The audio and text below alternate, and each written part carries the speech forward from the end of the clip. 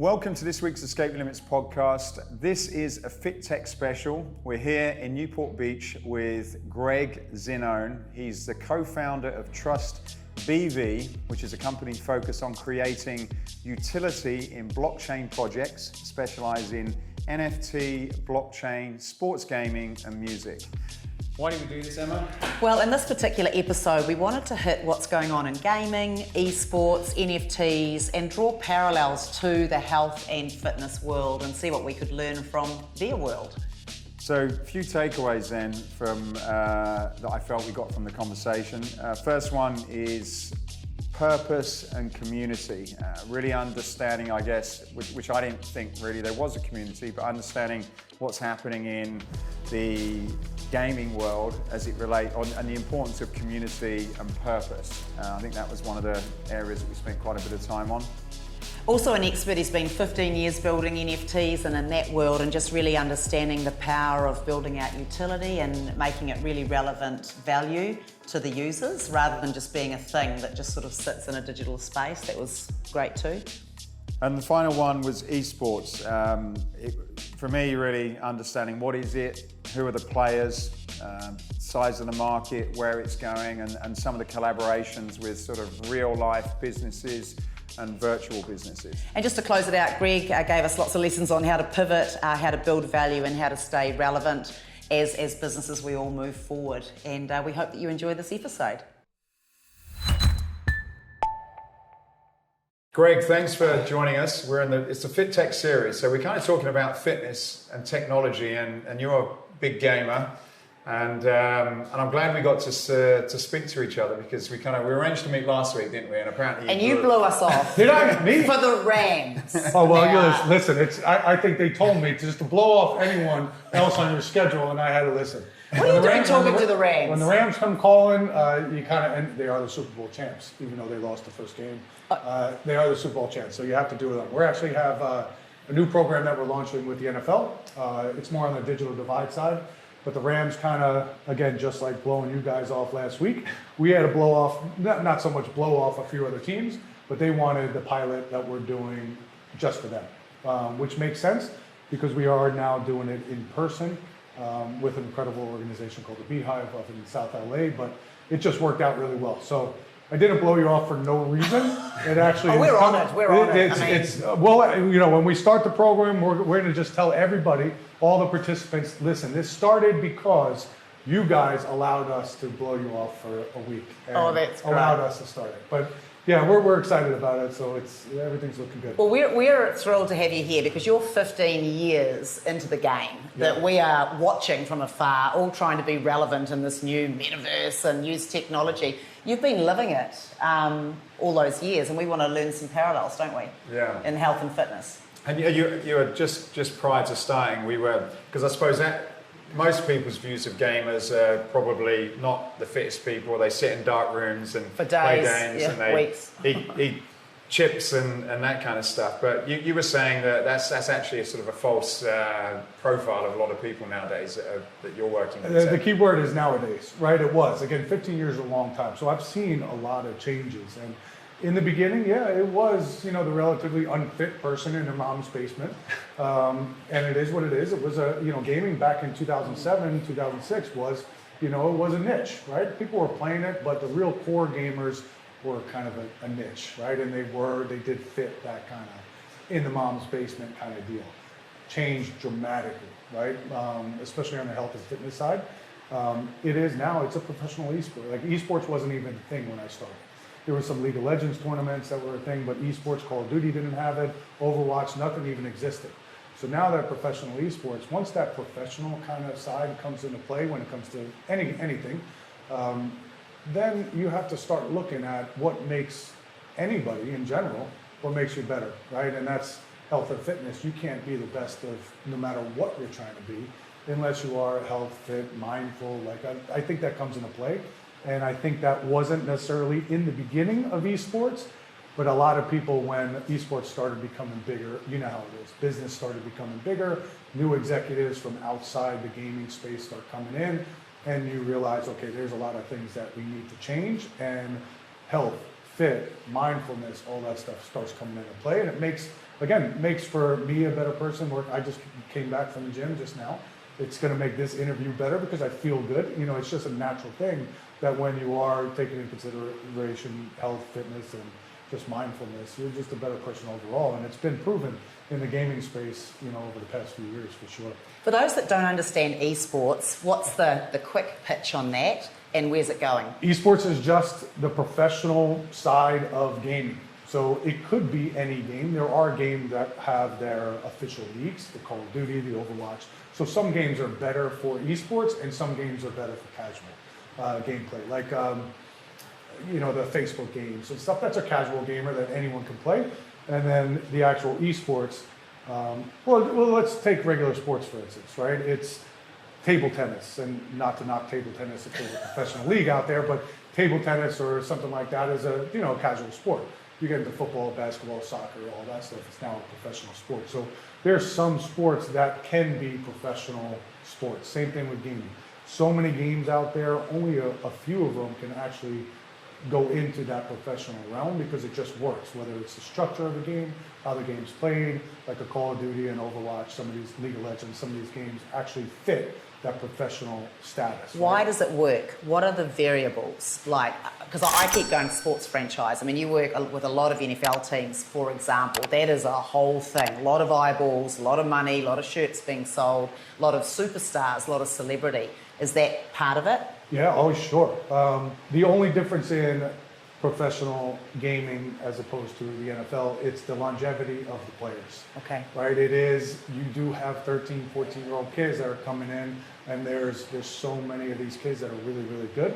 The longevity of a professional esports player is very short compared to the NFL, the NBA, and soccer. Right? A Brady, yeah, I mean, any other sports. Yeah. Brady, I think, is totally a different level. I mean, the guy's 45 years old and still at the top game. That's definitely I'm not going to retire. I'm just going to do one more year. This is different. Literally, you could be a professional gamer for a month, Okay. right? And then, yeah, you have to work on it, but you also got to realize, we were working with the Seattle Seahawks, and they're, you know, they're, I think, part owned by Microsoft, so the technology is there, right? Mm-hmm. Some of these guys are strapped voluntarily to check out where they GPS, all that stuff, you know, hydration and everything throughout the day.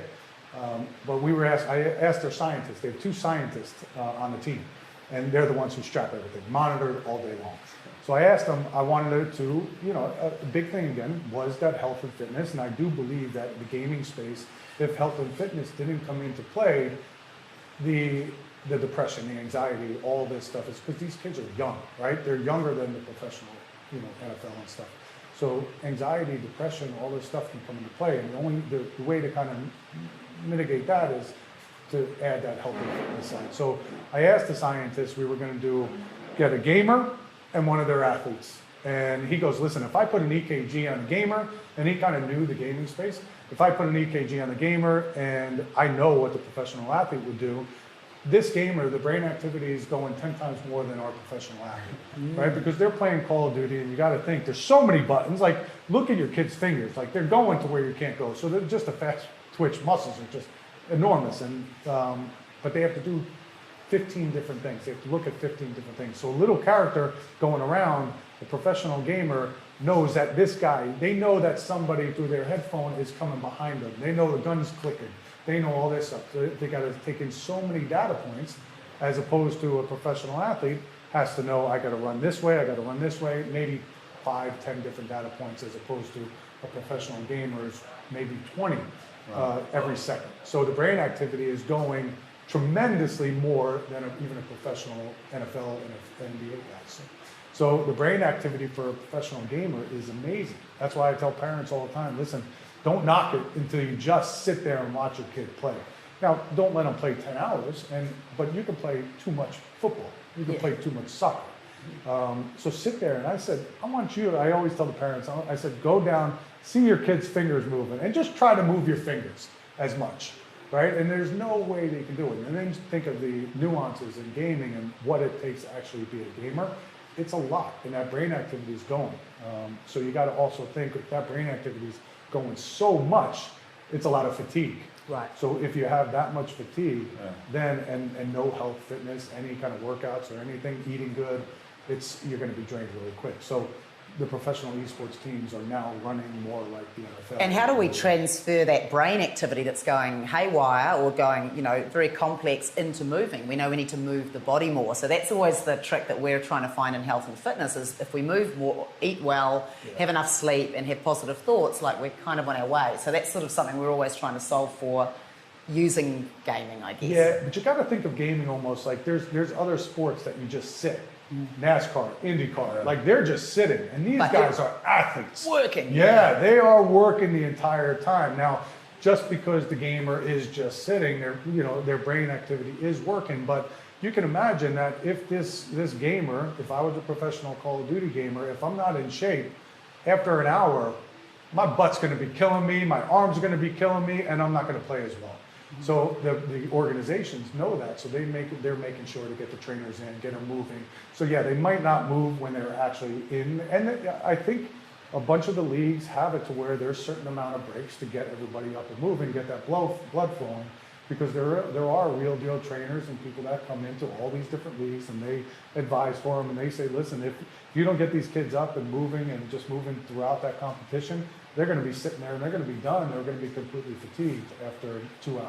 Introducing the next big thing in functional training, the Escape Barrow, a revolutionary training tool that combines a loaded farmer's carry with a sled push to develop hip, grip, and core strength. Developed in partnership with Pete Holman, inventor of the TRX Rip Trainer and Nautilus Glute Drive, the Escape Barrow can be rolled, pushed, dragged and carried. The Escape Barrow packs a punch with an impressive load capacity of 440 pounds, and with a 2-stage galvanized paint covering process, it's also ideal for outdoor use. So head over to escapefitness.com/barrow. That's escapefitness.com/barrow to find out more. Enjoy the rest of this episode. Do you see that there's, if you look at some of the stuff that's happening with Meta and the headsets and the combination between real life and the metaverse, do you see that as that evolves, there could be more of a sort of, like an active simulation where you're sort of actively in some of these games? Like I suppose, I can kind of see it happening in certain areas. Like my kid's got the goggles on and he's talking to people and playing and fighting stuff. Like, where is that moving towards? Yeah, we have our program that we're doing with Rams and a bunch of NFL teams and potentially global. It does involve the metaverse, but it's more on the metaverse builds and how to build it and develop trained skills just for pathways to work. But we definitely, there's a lot of metaverses that we talk to that have the goggles, right? And the goggles kind of scare me, right? It is one of those. We were a charity partner of the E3, the biggest gaming expo for the last 10 years. And when VR goggles started getting into play, maybe this was like 5 years ago, it was going to be the biggest thing. And it already died down because it's not the right time, right? In the metaverse, there are people that have these goggles on and they're in the metaverse. But again, it's almost like gaming 15 years ago. That's a very big niche, right? It's not your kid that has those goggles on for 15 hours a day. The ones that do, and no offense to people in the metaverse right now, because it is a business that we're in heavily, so I don't want to offend anyone, but the metaverse right now and the people with those goggles, they have those goggles on probably 20 hours a day. And it's a very tight niche, and that's our goal, is to kind of change that. The only way the metaverse is going to go, and the VR glasses are going to be something that's mainstream, is to figure out how to get the mainstream people to actually wear the glasses and something there. Right now, put the glasses on and you're in a different world and it's kind of cool. Makes me sick within 2 minutes. Yeah. But there's really no reason for the normal person right now to put on these goggles and go into the metaverse. And it's big and it gets sweaty it's and hard. all of those it's things. It's really hard. Yeah. With professional sports, we did one event with Johnny Damon at Yankee Stadium. And again, I do the wrong things a lot. And we brought... Ask for permission later. Yeah, I don't even ask, and people just looking around, and it's already being done, so they can't stop it right in the middle of the event, so I'm good. But we brought down West Point baseball players, and Johnny Damon's one of the best baseball players of all time. And we had the VR glasses, and we were doing this one VR game, I forgot the name of it, but it was with swords. So he's going on it. He has the VR glasses, and we're playing guys in Afghanistan, but also the West Point guys. And I went to the West Point guys, and I said, listen, when you put those goggles on, and I think some people, whoever had them on knows that you're in your own little world. Now you're completely isolated, which is what scares me for my kids, right? I don't want to have them on because they do game, but when they put those on, completely isolated, right? So he was completely isolated, playing his game, and I told the West Point, I said, this is the only time that you're going to be able to go and pretend you're kicking Johnny Damien's butt and take a picture. It was the best thing ever. But point is that you are completely isolated with those goggles, right? And that does scare me because when we are moving into the metaverse world, and we are eventually going to get there to where there probably will be the mainstream to be in the metaverse, whether it's shopping or anything. And metaverse doesn't need to be just a virtual land.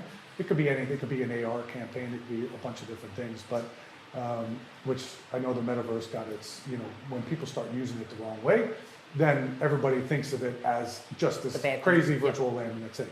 But that isolating it's a hard thing. But there are some games that put you in, like, I just saw one and I reached out to the person, didn't get a response yet, which is normal in my line of work. I just work on the 1 out of 10. But they have a football game where you put on the goggles and you're actually the quarterback. You're handing the ball off. Looks pretty cool. But I don't think the VR companies, Meta included, got those VR goggles down yet, because it's a hard thing to. I don't think our brains are ready. You have to train your brain for everything.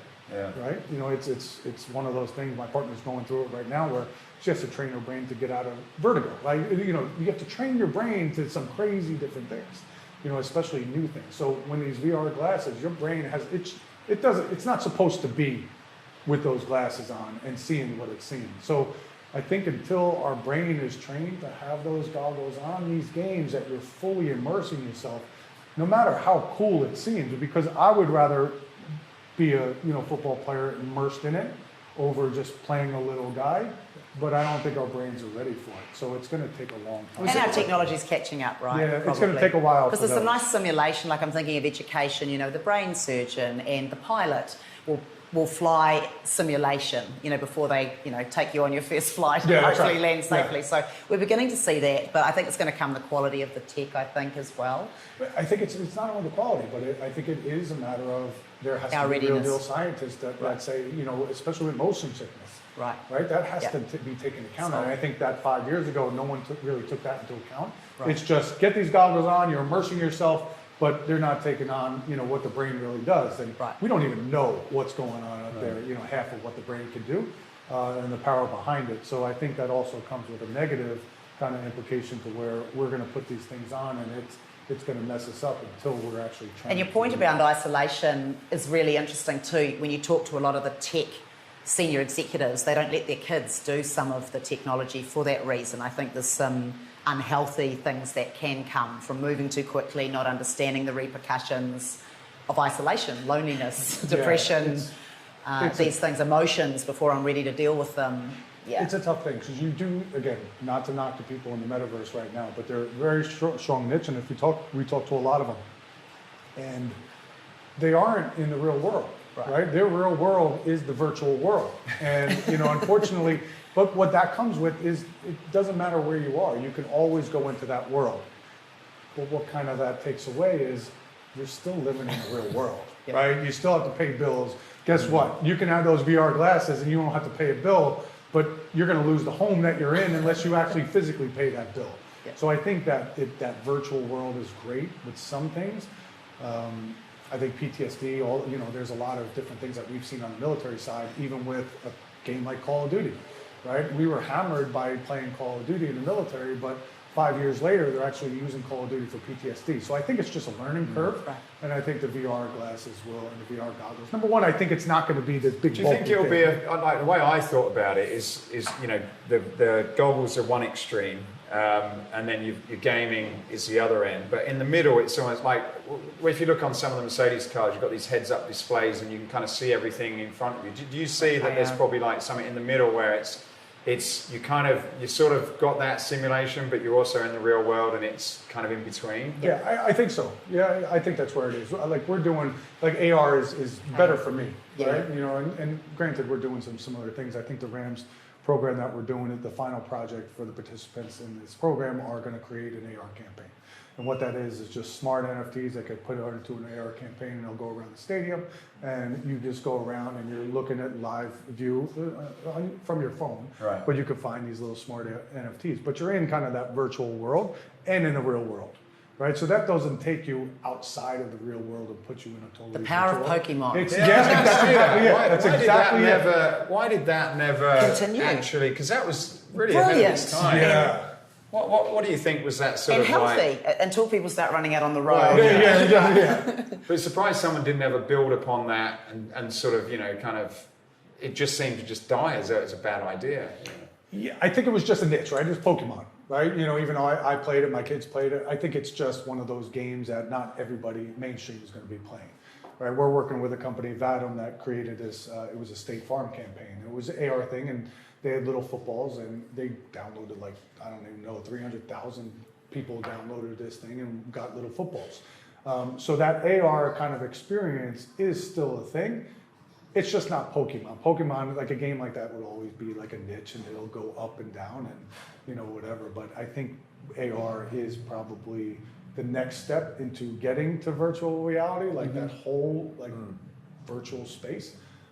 Because that makes sense, right? That's a kind of it's not a helpful drastic digital move. assets on the real world Yeah. that help us with things that matter, right? But I do think of like if you're in your car and you're looking, there's a heads-up display. You don't have to have a big old goggle on. I think that hardware is tough. Whether it's a contact. I think there's some series out there. It's already in their eyeball. And let's not right, go. Let's get going on Neuralink. Yeah. Right? So I think I love that stuff to where you see the displays, you see all that stuff, and it is a virtual, like computers, you see them open it up like, I don't know what the Minority 007 or Report. something. Yeah. Yeah. I think that stuff is reality, and I'm sure it already is reality, that we don't really know about, but that's an easy transition, but is it going to get to that? So we're a way away from Ready Player One, right? I think there's already people in Ready Player Oh, One. that yeah, don't even those are know. the two. Yeah, they're there. But I think there's in the metaverse that we've seen, there's a lot of companies that are doing really well, putting a lot of money into the metaverse. Gucci is building a store, like all the people are building stores. Sandbox got, Snoop Dogg, and all those guys. We've been talking to them for a long, long time.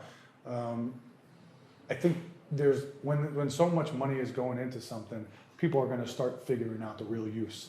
Right now, Snoop going in and having a land, nobody's playing on his land yet because the game is not available for everyone. Once they do, maybe they're not going to be playing because the game is not something that's going to keep going. So maybe that's not the best use case, but because there's so much money going into this space and there's so many opportunities in this space, people are going to start finding different ways for it to actually be useful. Right? Let's pick up on that because this is something that hit us both really powerfully, is how purpose-driven you are. So, we're all running around with this. How can we get in the metaverse? It's an extension of marketing. Everyone's got to be there. What are we going to do there? We're not sure, but we'll work it out. Yeah. Or let's just do a digital representation of us in the real world. You've always come from purpose, to the point that you won't work with people who aren't doing things for the right reason.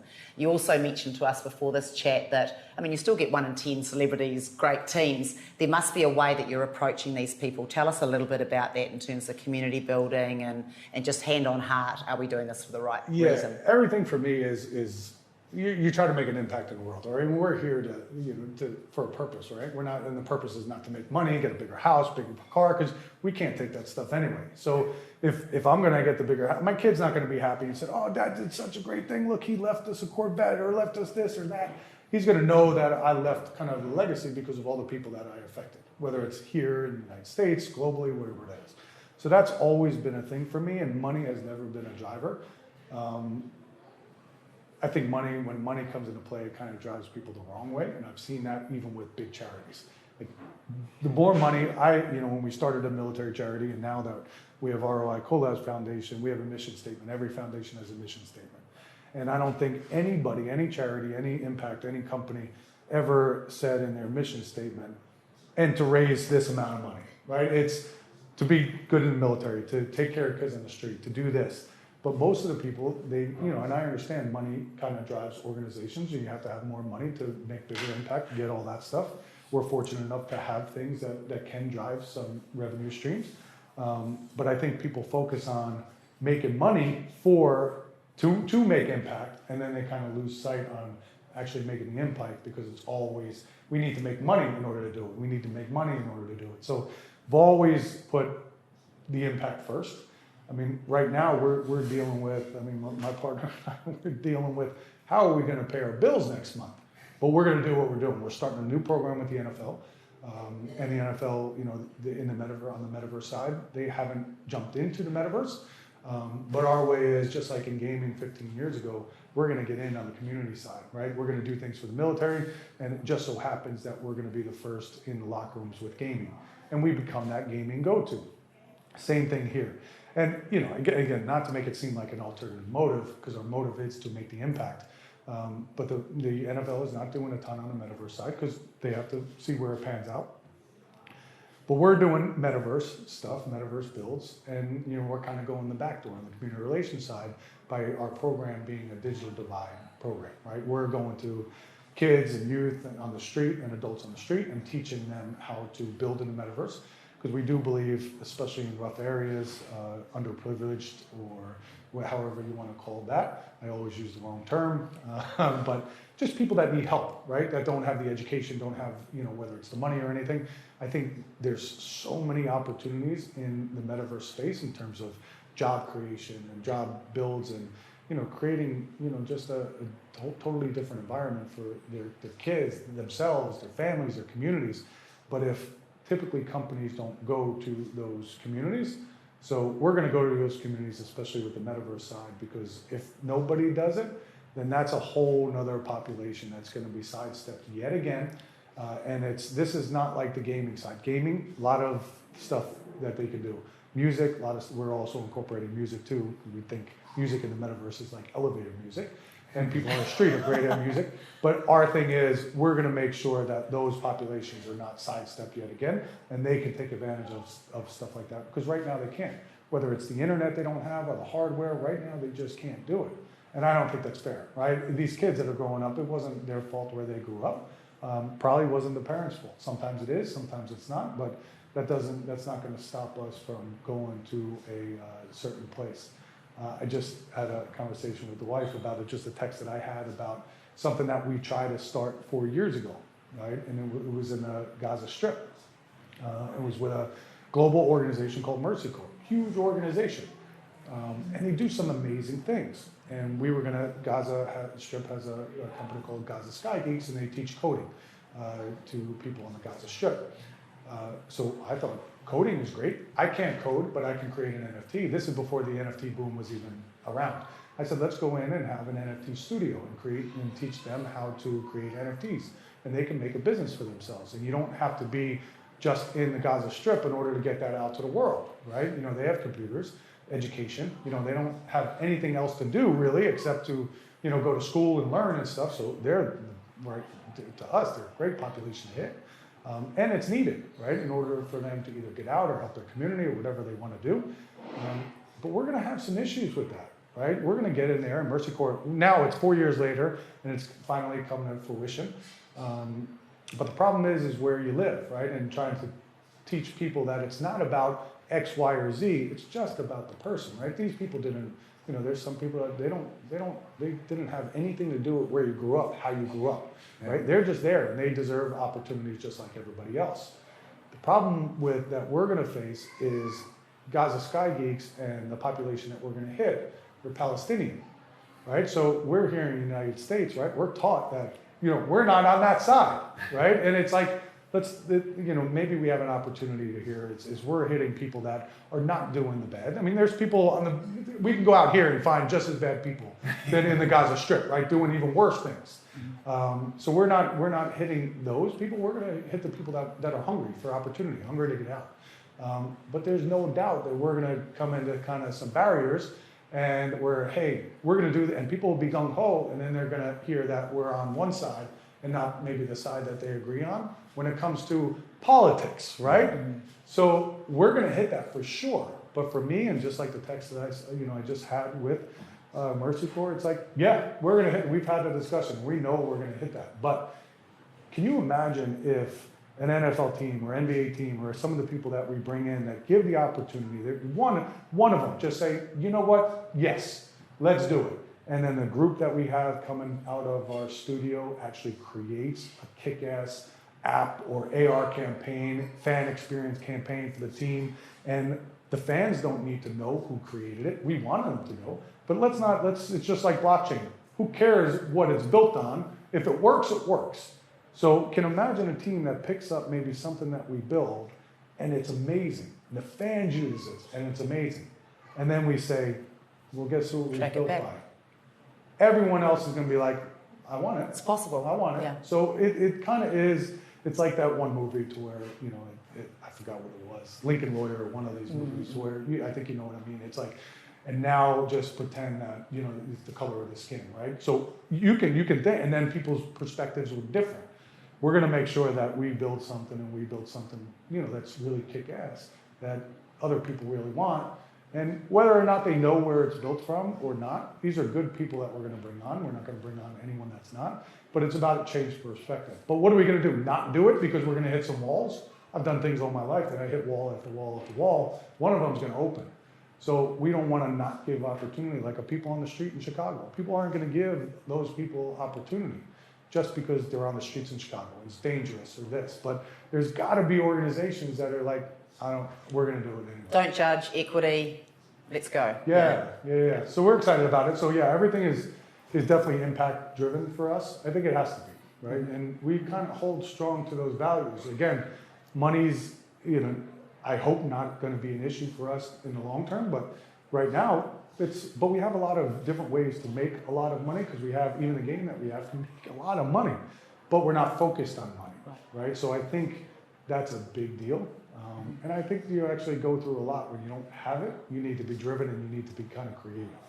So yeah, that's where we are with that for sure. You mentioned NFTs, and this is something that I'm watching a couple of your videos was interesting because I'm still learning about it. And one of the things that I got from your conversation is that there's a lot of people diving in and they're like creating NFTs. What do you see the value of NFTs for regular businesses? You talk about the NFL and any company, to be honest. Give your view as a business person in terms of what are NFTs, and also you talk when I've sort of listened to some of the stuff you've gone on about is that community is really important as it relates to that, but also you seem to flag up that there's a lot of false promises in some of these ideas as well. So give it, for those people who are considering getting into this space and know nothing about, give us a bit of a summary around that and maybe touch on those on the community, but also maybe sort of the wrong way to do it as well. Yeah, so I'll start by saying what an NFT isn't, and it's not just a picture, right? It's not just a Bored Ape or not just this or not just that.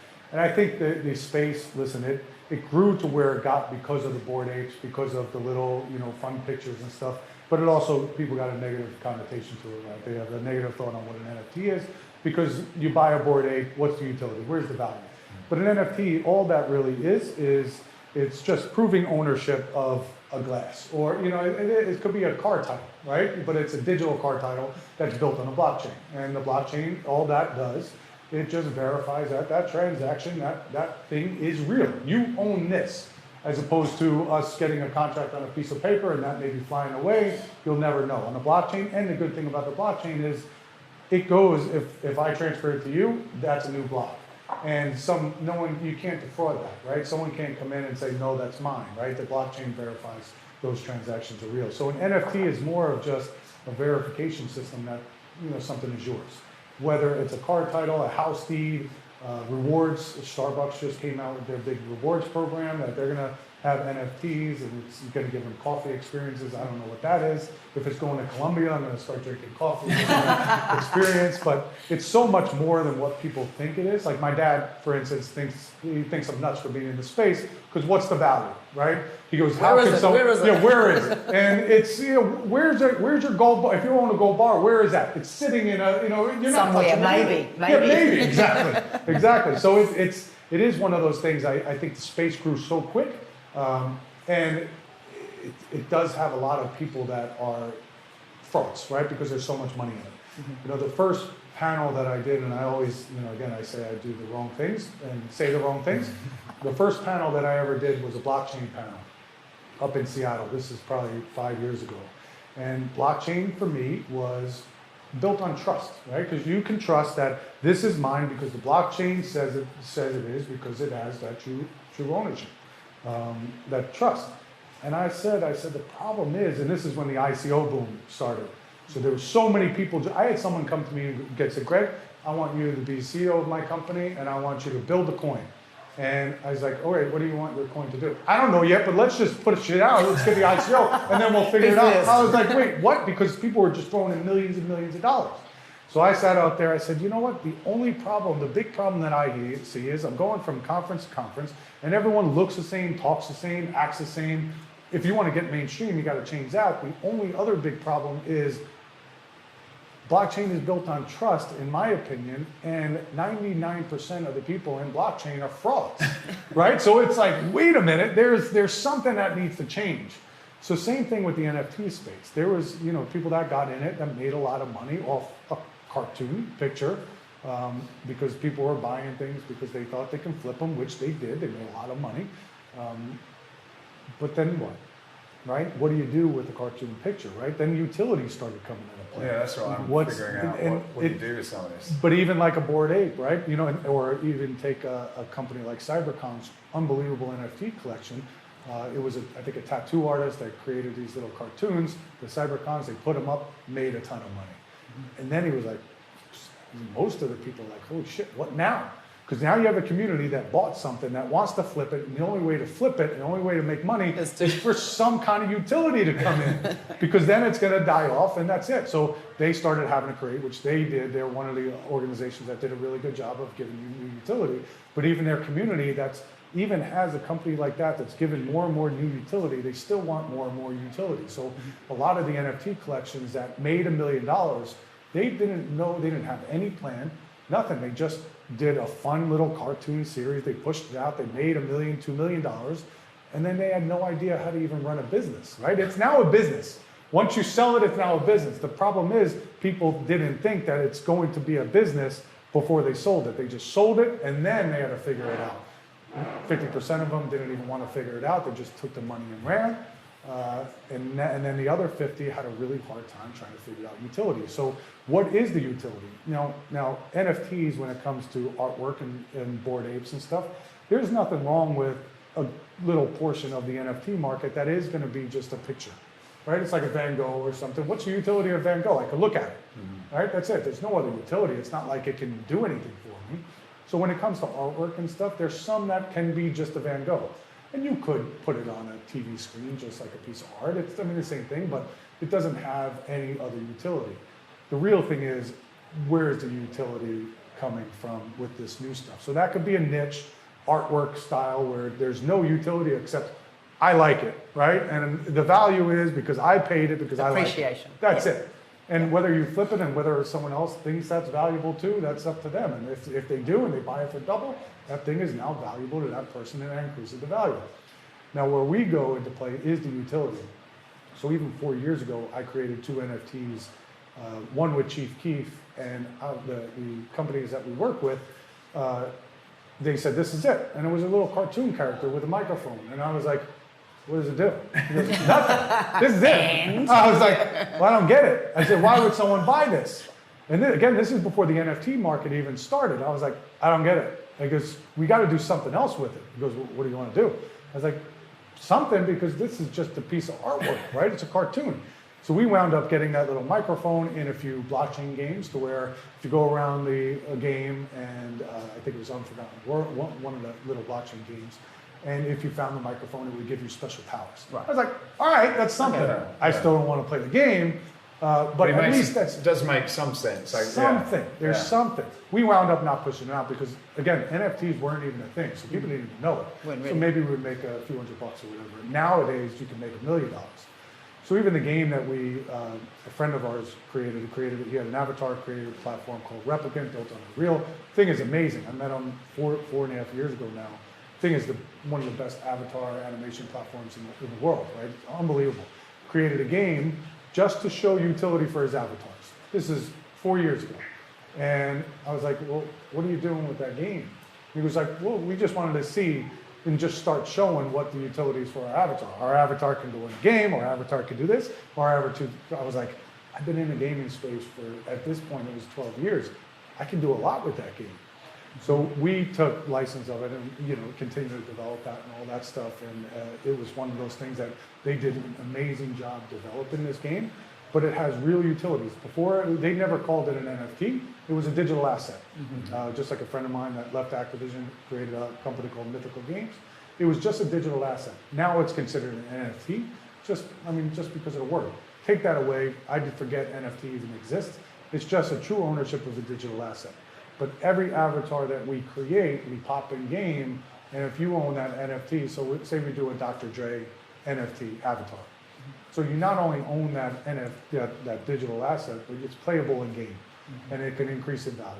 And then it's going to be able to increase in power. And there's a lot of things that we can do that. We'll always have additional utility. Also, with the avatars that we create, once the platform comes public, you can take that avatar and you can animate it however you want, put it into different scenes, like amazing things. So can you also put, you say Dr. Dre, can you also link, you said the music's crap, can you also link music? Put everything. So music is a big thing. Music in the NFT space is going to be a huge thing. Right? It gives kind of the power to, just like social media gave the power to not only athletes because they don't need managers anymore. People are coming to them on social media, right? Same thing with music, right? You have people actually own.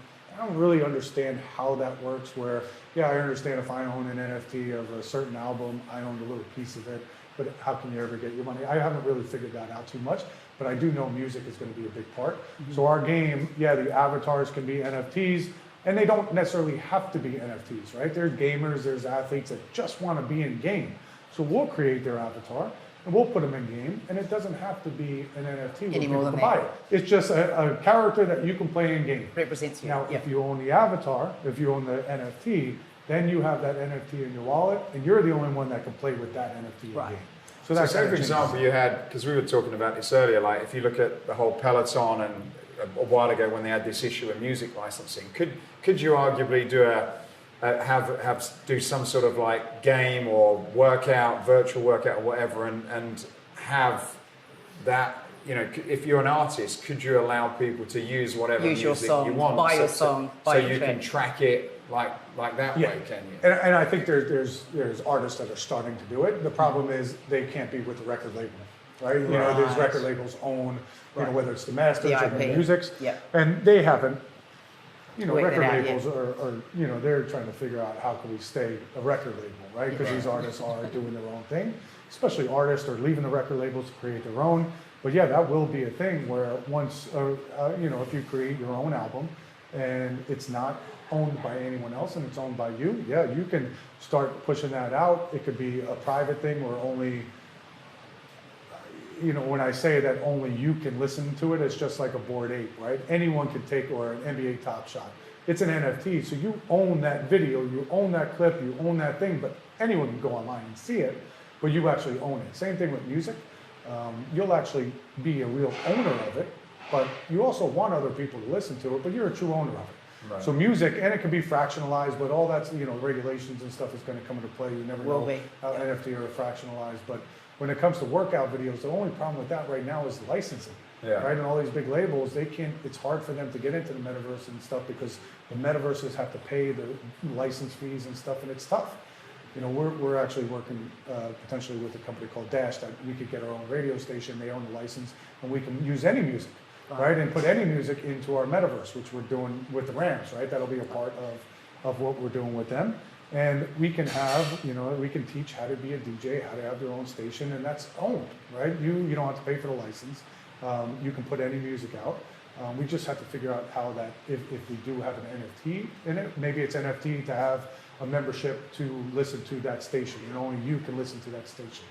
So if you go in the metaverse, you go into a virtual land, or just on your phone or something, you have to have almost like a passcode or something. So your NFT will be a passcode in order to listen to that station. Got it. And that NFT would be transferable, sellable. And maybe there's 1,000 of them, or 10,000, or 500,000, whatever that is, but only 500,000, whatever that number is, are the only ones that can actually listen to that station. Right. Do you think that will shake out a lot of the record labels? Like, do you think it's going to further disrupt? Yeah, because it's already been in a mess. But do you think it will be more artist, direct to consumer kind of model by having, you know, the ability to do that. Yeah, of course. Plus, you got to realize TikTok and all social media, it's making, you know, these young artists. I mean, look at what's I forgot. He started from a YouTube video, right? So YouTube videos. So what's his name? JT, Justin? Yeah. Started with a YouTube video. Now he went to record labels and stuff like that, but social media really wasn't, you know, that big then.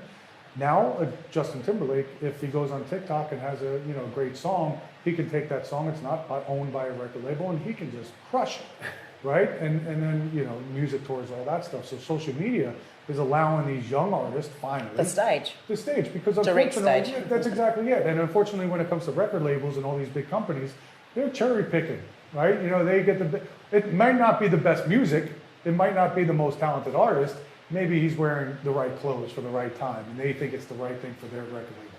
Now, you can be whoever you are, you put out some kick-ass music with some, you know, great, you know, just some talent, and you can do it on your own for sure. And NFTs will be able to, you know, make them the money that they need to continue that and put out more music. So thinking of utility, and so music aside, we get that it's a bit of a mess, but it will get solved because things always get solved in time. Someone comes in with an elegant solution. If you think about health and fitness and utility, NFT, like what could you see playing out that would be valuable to an end user? Well, I think the rewards structure is a big thing when it comes Right. to NFTs, right? So any kind of loyalty or rewards. So say, you know, a fitness app.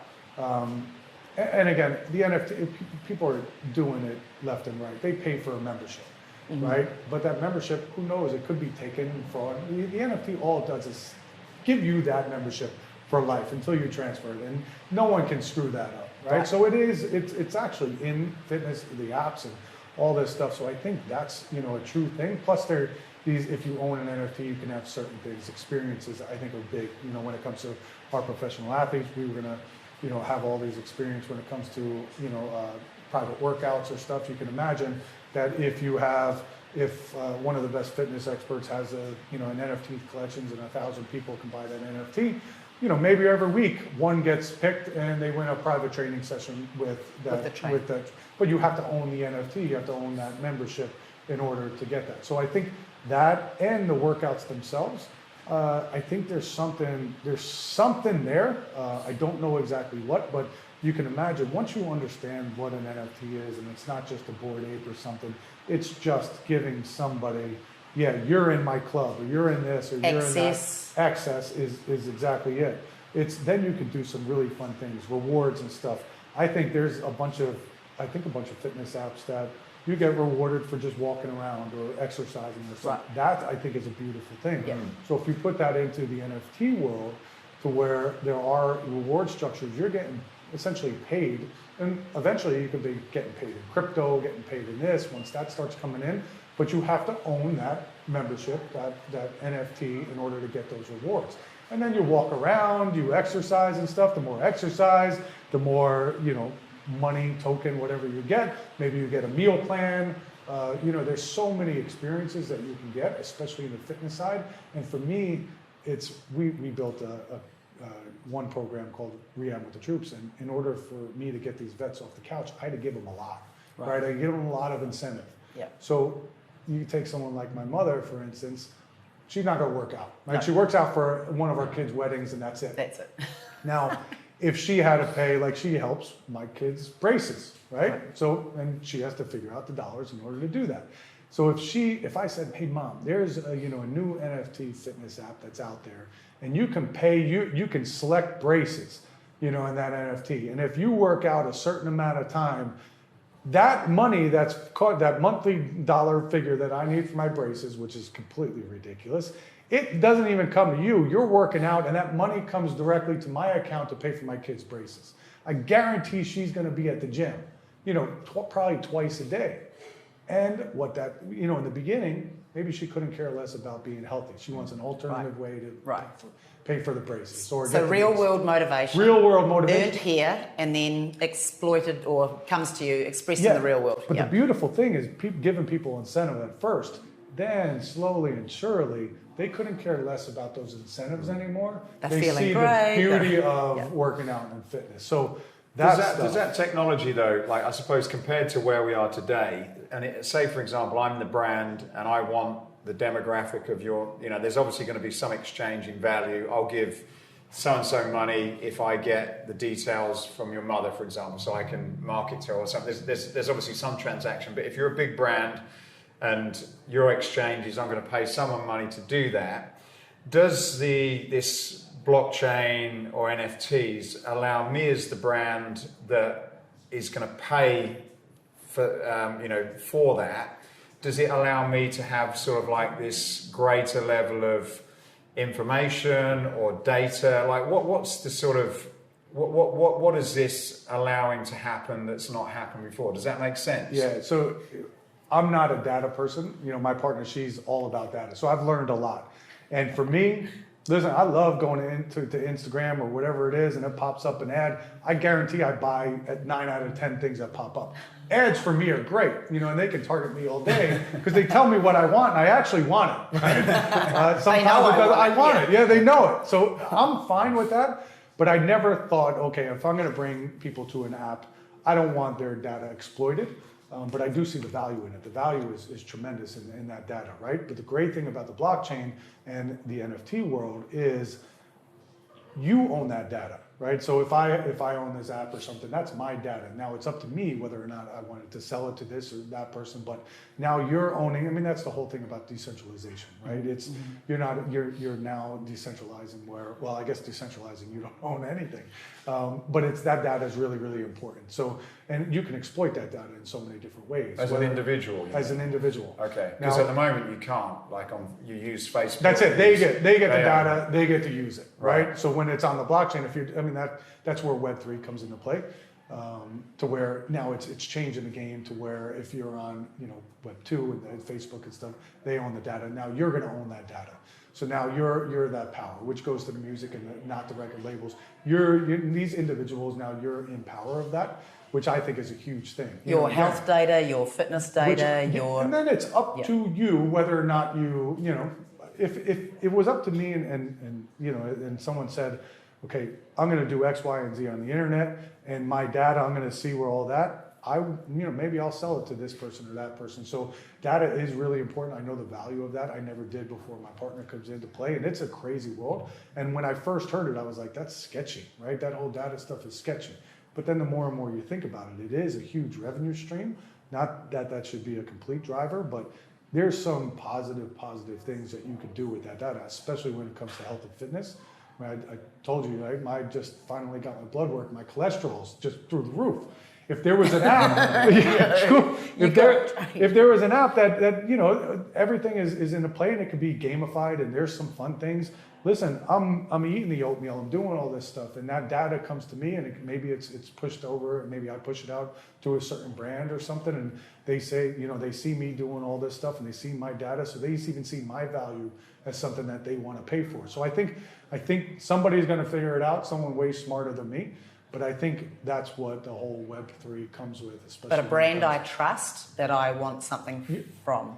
That you can push that data to. But it's one of those things that companies make a lot of money off the data. I mean, that's like Facebook and all that stuff. So if you own that data and you're doing the right things, and there could be a disclaimer or something you put out to your 50, 100,000 members and say, hey, we're going to grab all your data, and this is the data that you're going to grab, but we want you to trust us to do the right thing.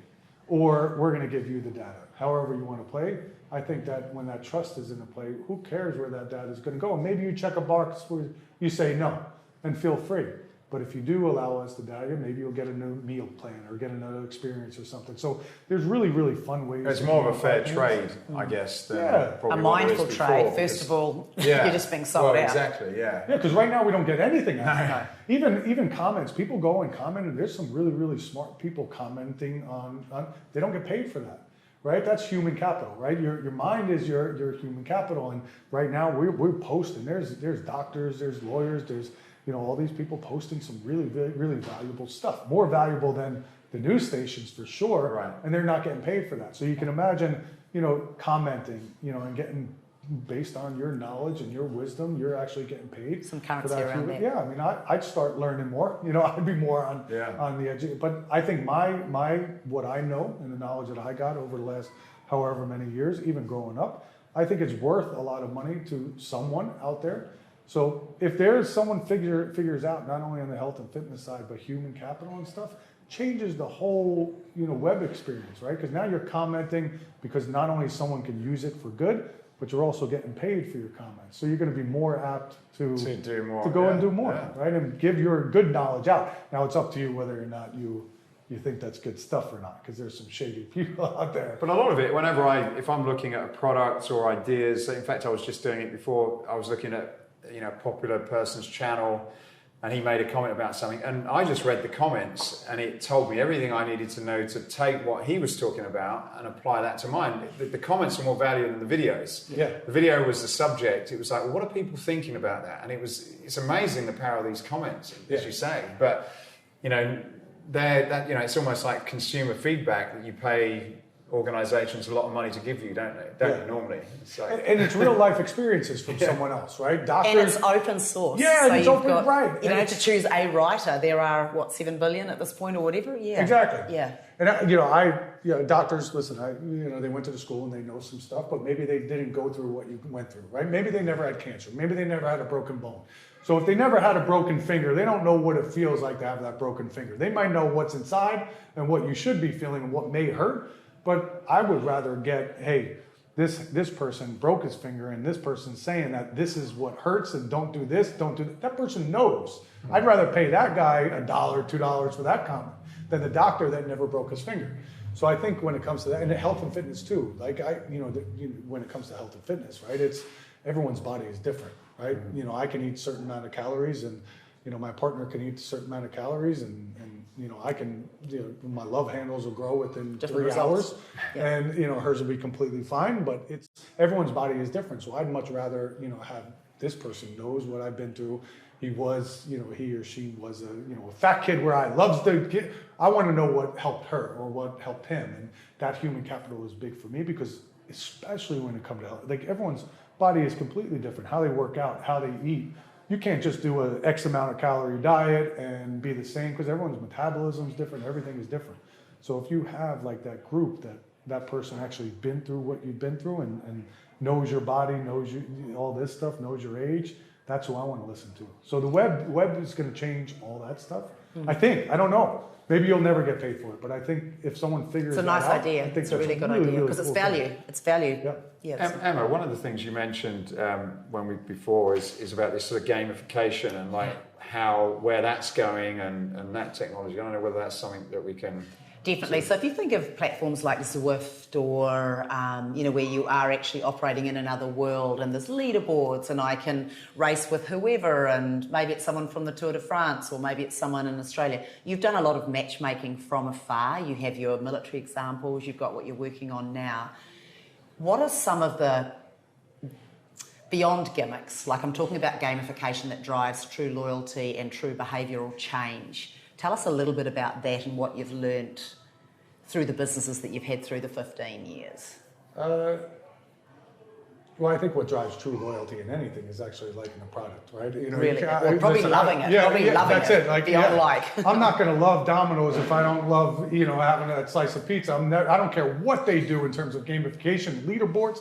I'm going to hate eating that pizza, but just to get first place, right? So I think just loving whatever product it is, workout, anything like that is big. Ask me again. I guess where I'm going with this is we've got some people now that will not come off platforms because they have got so much value and some history there.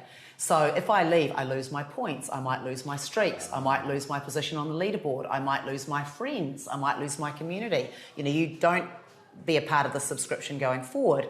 These are meaningful things for me that creates the history of my life in this thing that I love.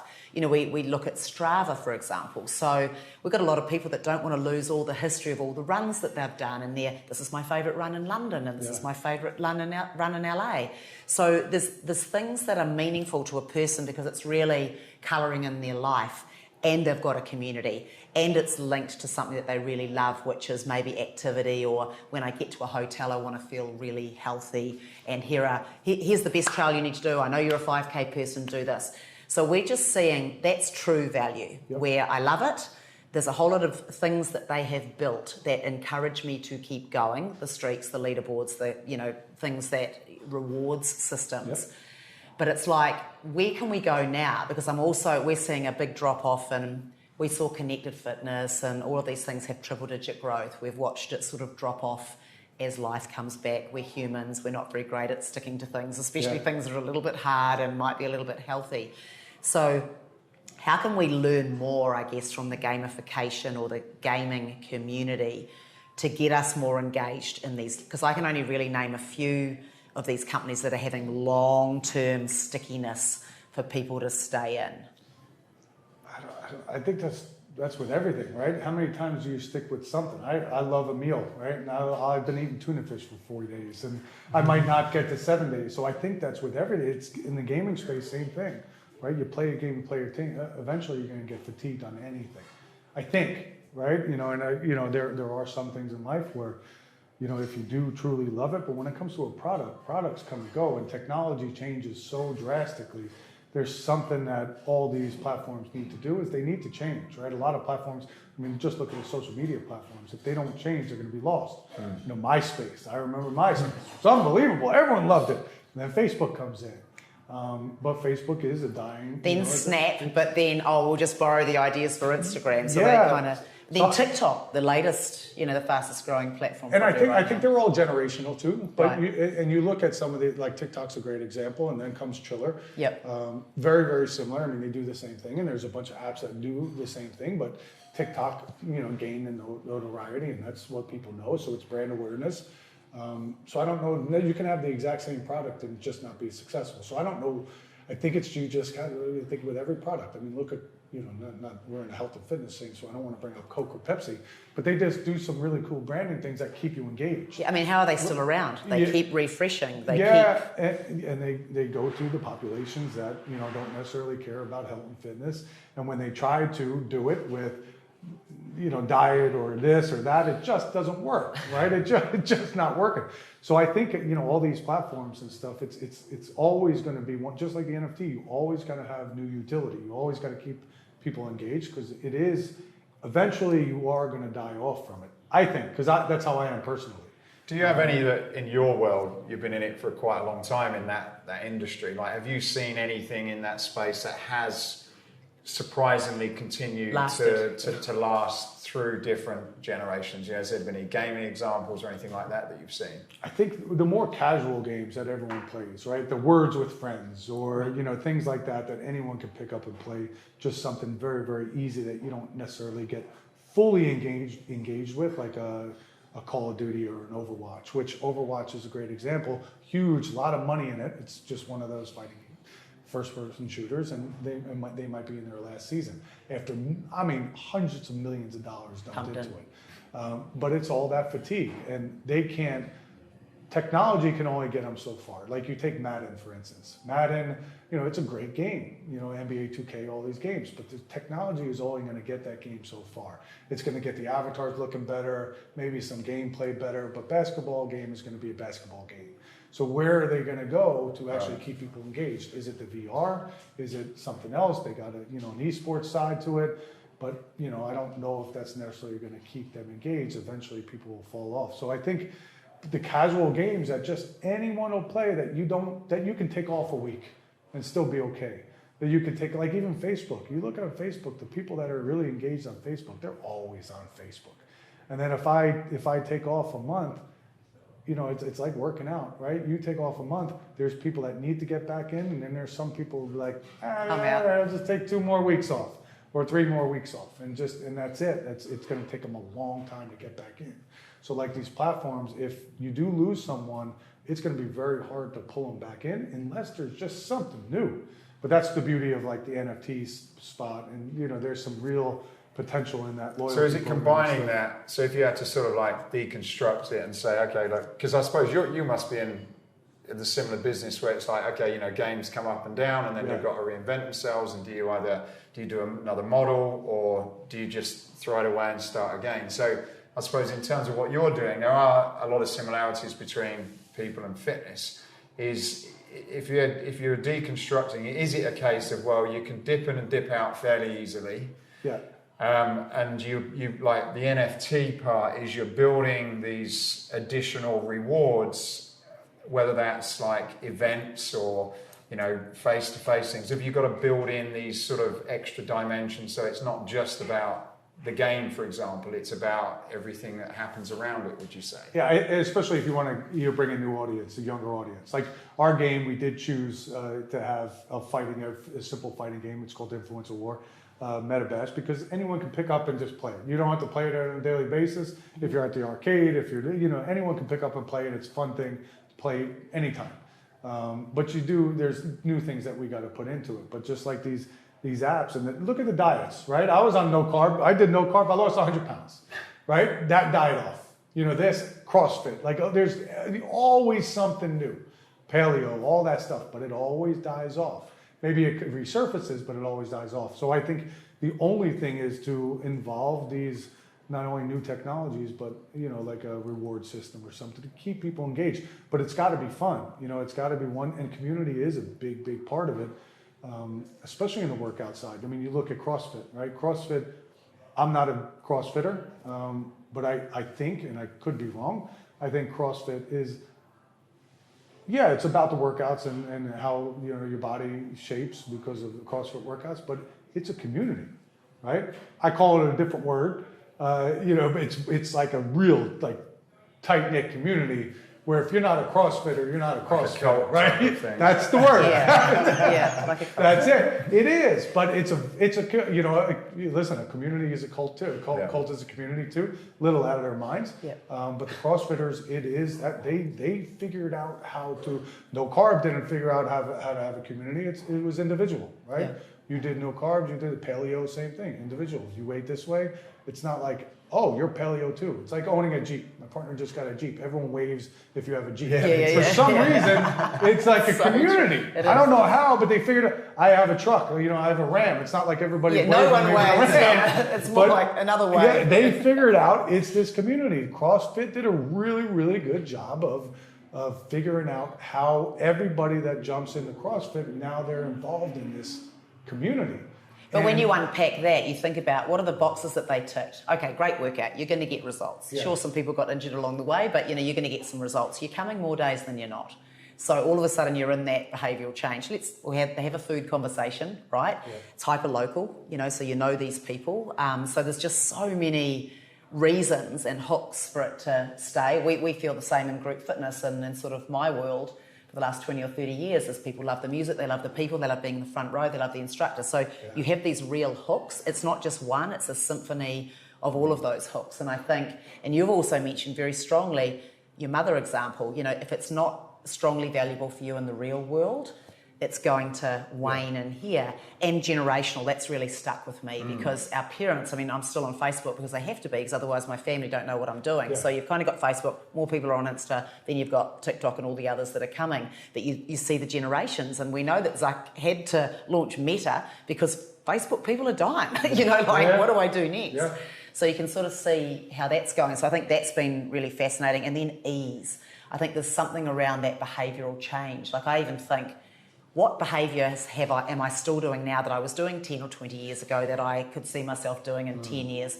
It's a really interesting conversation because I'm not sure. Yeah. But it's also like, I think what you said, which I didn't really appreciate, like a lot of people are building these digital only businesses and you being in a totally digital only business, I think as you start to think what you're doing, you're actually bringing, in the NFL, you're bringing like real life events where you could get perks and rewards for the games, and so you're kind of with the sports games anyway, you're actually sort of combining real world with athletes and celebrities, etc., and assets with the digital world, but it's not an exclusive digital only sort of ecosystem, really, is it? Yeah, well, that goes back to the initial conversation about those VR glasses, right? That's a totally immersive, you're just in your own world. Yeah. Right, I do think, and NFTs are trying to do that whole digital virtual thing too, or digital physical thing too. I think it's important, right? I think it's important. It also gives some accountability, which is a huge thing, even in the, you know, those group fitness classes, right? Listen, it sounds good that you should be only accountable to yourself. That sounds great, and unfortunately, a lot of people are just not. only accountable they're accountable to other people. Like people in group fitness classes. You go with a group and you're always in that group, whether it's 1 day a week or 3 times a week. When you're not there, I guarantee a lot of them, like, I don't want to go, but I don't want to hear it from X, Y, and Z person. So that accountability is there. Yep. Same thing with a bunch of our programs. Like it's even the program that we have with the NFL and starting off with the Rams is we're not given individual skills, right? We're also teaming up, the people to do individual things, whether it's music, a virtual land, NFTs. We want them to be able to say, okay, this person has this skill, that I want to team up with that person and create a team, right? So it's not only an individual thing, but they need to learn. I mean, everybody needs to learn how to work with other people in the real world. I don't think there's anyone that's been incredibly successful just on their own, Without it, yeah. Me included. So it's one of those things where we want to also teach that teamwork, because you have to be accountable to not only yourself, to other people. And I think health and fitness, again, I did it. I lost a lot of weight myself because, again, I was always a fat kid. Right, so when I finally lost a lot of weight, and I broke my jaw, so that kind of helped too, lose those initial pounds. But I was accountable to myself, so I was able to do it to a degree. But now I think I started working out again because I was carrying my kid. He was probably 2.5 years old. I was carrying him, and my back was hurting. So I was like, I need to be accountable to him too. I want to be, a good dad, and I don't want to be someone hunched over. So I need to start working out. So then I transferred from being accountable to myself only, which again sounds really good, and I think people should be just accountable to themselves and not care about other people. That's that hunky-dory stuff, but it's true. You should be. There's nothing wrong with being accountable to other people, especially that you love, like your kids, or whether it's even group fitness. So that accountability in fitness, it drove me. It's driving me right now. Like I wouldn't eat oatmeal right now, right? But the only reason why I'm eating oatmeal is because I don't want to, drop dead from a heart attack. Yeah, you'd like to be around for a few more years. I want to be around, but not because of me, because of my kids, Yep. right? So it's that accountability, and when it comes to working out and just being accountable in terms of and there's great research too that if you turn up in person, you work harder, you have more fun, you've got more social connection. And I might let myself down, but I sure as hell aren't going to let you down. Yeah, right. if we're working on something. And I think that's a good thing. A lot of people say, no, in a good way. You should just worry about yourself. Come on, there's nothing wrong with. Yeah, it's how we're built. So yeah, I think that's a good thing for sure. Great. So, in your space, then, in the gaming world and the blockchain and the NFTs, it seems as this technology moves very, very quickly. I watched a video of you like 11 years ago, and it's on YouTube. That's not quickly. That's 11 years. Yeah. And you younger self, you had a bit more hair and stuff. And you didn't have a cap on, actually. I didn't. I thought I always wore. That's why it was easy. It's my thing. But what where do you see, if you have to make a prediction, what do you think is going to be happening in that world? Is it going to be expanding? Is it going to be moving into other, are you going to see a combination of social media and gaming, and like what do you think is some of the things that are likely to happen if you had to predict yourself, and what are some of the things that general business owners should be keeping an eye on based on what you know about that space? Yeah, see, the technology thing is not my thing, right? There's a lot of smarter people that are going to actually create that technology. What we're really good at, and my partner is obviously a little better on that side, but what we're really good at as a team is pivoting, right? You have to pivot. You have to be ready to pivot. You can't just say, no, this is what we're going to do. This is what we're going to end with. Because if you do that in 2 weeks, you could be completely gone. And I think that's in the NFT space, it's been proven, 9 times out of 10, to where you have to be able to pivot. Now, don't pivot your whole business model, but we know we had to pivot a lot, in a lot of different ways. Again, even with the training program that we're doing. At first, we built ROI Collabs to do gaming, streaming, and music education, right? To go into the street and actually teach that, not only here but in Africa, because there are so many opportunities in that space. And then COVID hit, and that unfortunately, kind of hurt that. But then the NFT boom started, and the Metaverse started. So the Metaverse wasn't even talked about 6 months ago. Exactly. 9 months ago. Wasn't even Year 2 into the just what cryptocurrency was. Like all this stuff. I mean, again, it was around for so many years, but now mainstream, people didn't even know about it. People didn't know what an NFT was 2 years ago. Most people don't even know about it right now. No. So I've learned a lot just today about it's just nuts. And then the Metaverse just came. Like people even though, it's like The Sims and some other games have been, Metaverse is, Fortnite's a Metaverse, right? So there's a lot of different things, but the Metaverse that's been out there, Web3, brand new word, right? No one knew that more than 6 months ago. So it's a matter of, with the education side, we saw a way to pivot that would make our organization better, make the training better, make a training better for who we're going to hit, and make it much more successful because it's a whole new space. Gaming space was the same thing, right? Gaming was gaming back in 2007, but it wasn't a big thing. Online gaming was I never actually connected with someone online. I actually had to get somebody, it was a Call of Duty developer that was across the street that said, oh no, you can't do this. I was like, why not? He goes, someone could do it with him. We could just do it in Iraq. And fortunately, we were able to have, Pentagon connections to make, give us access to. We just happen to have internet. Pentagon. Yeah, but he even was like, no, this can't happen. I was like, just try it, right? What's the harm in just doing a few buttons and try it? And all of a sudden, that little guy popped in.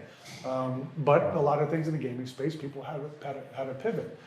Technology with the way the world is. I mean, it's going to be, especially in the health and fitness side. I mean, who wears weight belts now, right? My mother said the other day, you've been working out, you better wear a weight belt. And it's not like I'm in World Gym with a little skinny tank top on and a big weight belt. I don't even know, maybe they're useful, but there's so many things that you can pivot, and you have to in this day and age. I definitely see Metaverse becoming a thing, not what people think it is. Like when we say we're going to have a Metaverse Academy or the studio that we're building with the NFL, people think it's automatically a virtual land. And yes, we are building virtual land, but it's also we're teaching how smart NFTs built into AR campaigns and just a full virtual ecosystem.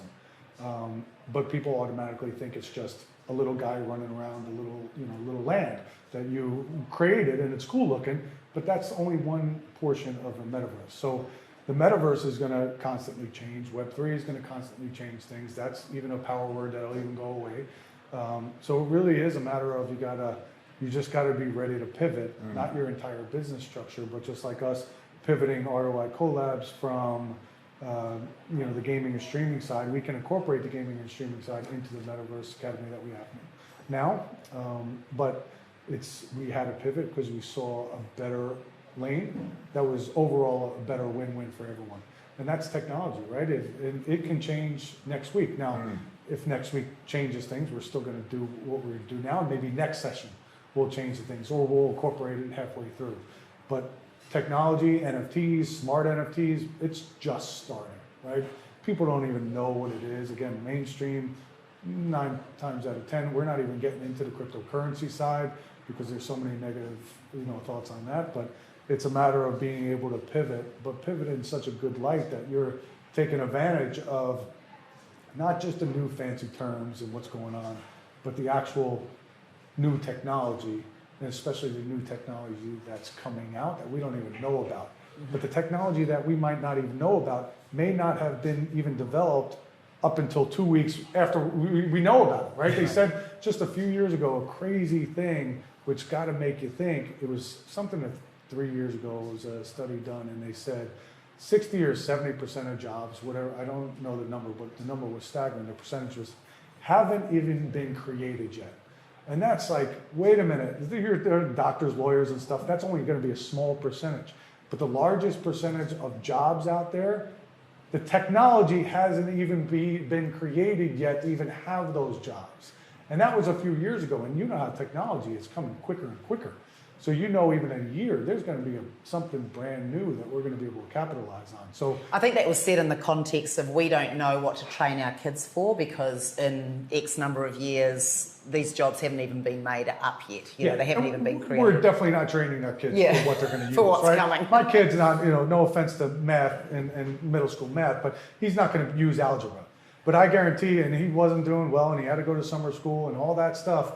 And I say the wrong thing. I say, because he does NFTs. And this guy bought and sold within 2 days. He just found out of this new NFT collection. It was little baseball guys. And he bought and sold, I think about 150, minted and sold, and made $1,200 within 2 days. And it wasn't just buying and selling. He had a piece of paper saying, I can buy this one for this, and if I get this many, it's going to be 0.008 ETH, and I can make this $1,200 in 2 days. So So I said, go ask your math teacher what he made. Yeah. But you taught him to pivot, which is one of the skills you are going to need to go forward. Be adaptable, right? Yeah. And unfortunately, the education system is kind of broken right now. Right. So it is these, but there's a few schools that are teaching the cybersecurity and all this stuff. I think that's what's needed. We're not going to use geometry. We're not going to use all this stuff. I never used it. It's not something that we typically use. So I think the education system, and I know, my partner works in the university side, and she teaches just different types of curriculum because it is the future of work, right? Did a whole big thing on the future of work because the future of work is going to look drastically different than it is now, and it needs to, right? It definitely needs to, unless we're going to be in a pretty bad space if we're going to continue to teach our kids what they're learning now. They know more than I told your wife earlier. These kids, the teachers should have realized in COVID that they need to pivot how they teach, because the kids during COVID knew more than they did. They weren't able to get on Zoom, and they would probably say, I heard it 9 times. I heard all the time that the teacher said, hey, how do I do this? And all the students would raise their virtual hand and say, teach, just do this, just do that. And it's like teaching these. So as a teacher, I'd be like, oh my God, these kids know more than I do about what they're actually going to need. Yeah. We need to pivot. But unfortunately, the education system just is very, very slow. But we're potentially working with LAUSD on this program that we're doing up with the Rams and the NFL. So maybe we can get in those schools little by little. But it's going to be an outside thing, looking in.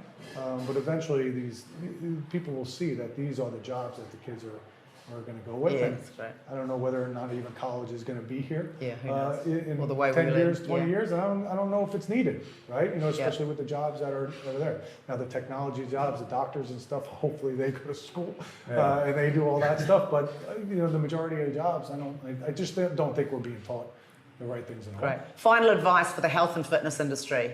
What can you drop on us? Well, I know just from my personal journey with health and fitness, it is a matter of just I think accountability is key, but just taking advantage of technology, right? I don't have it on now, but I have one of those little whoops, and it teaches me, and it's crazy that it tells me that my body is recovered a certain amount of time, and I was like, how can this say it? But then I go to the gym and I'm actually doing 20 minutes more on the Stairmaster, right? So I can prepare for that based on this technology. So.